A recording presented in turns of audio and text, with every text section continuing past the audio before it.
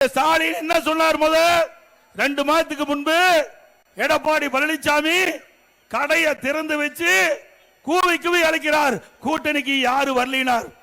திரு ஸ்டாலின் அவர்களே, கூட்டணி தானாக அமைய வேண்டும், கனி தானாக பழுக்க வேண்டும், அப்பதான் சுவையாக இருக்கும். அதுபோல அனைத்து இந்திய அண்ணா திராவிட முன்னேற்ற கழகம் தானாக கூட்டணி அமைக்கப்பட்டிருக்கிறது. அண்ணா திமுக தலைமையில் அமைக்கப்பட்ட கூட்டணி தேசிய ஜனநாயக கூட்டணி, வலிமையான கூட்டணி. இன்றைய தினம் திரு ஸ்டாலின் தலைமையில் இருக்கின்ற கூட்டணி ஆட்டம் கண்டு போச்சு. உண்மைதானே?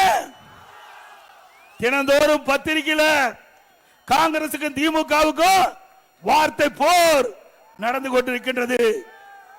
இந்த வருகின்ற சட்டமன்ற பொது தேர்தலில் திமுகவும் காங்கிரசும் கூட்டணி இருக்குமா இல்லையா என்பது சந்தேகம்.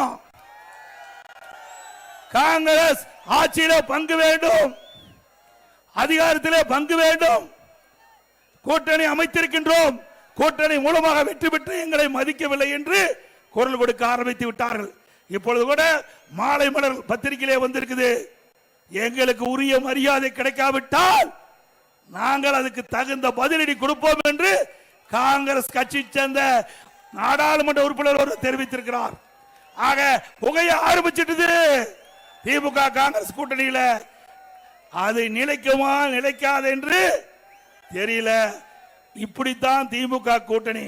ஒரு பக்கம் திருமாவளவன் ஆட்சியில பங்கு வேணும்னு கேட்கிறாருல்ல, கூட்டணியில குழப்பம் தானுங்க. சொல்லுங்க, கூட்டணி குழப்பமா? அண்ணா திமுக கூட்டணி வலிமையான கூட்டணி. பாரத பிரதமர் திரு நரேந்திர மோடி அவர்கள்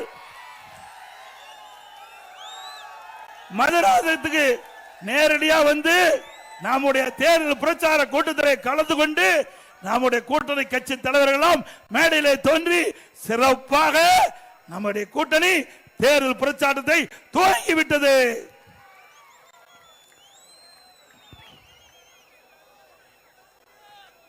செய்திகளை உடனுக்குடன் தெரிந்து கொள்ள கீழ்கண்ட கேபிள் மற்றும் டிடிஎச் நெட்வொர்க்குகளில் எம்நாடு செய்தி தொலைக்காட்சியை காணுங்கள்.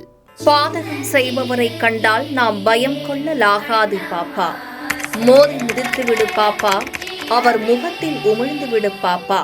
அண்மை செய்திகளை உடனுக்குடன் தெரிந்து கொள்ள இணைந்திருங்கள் எம்நாடு தொலைக்காட்சியுடன்.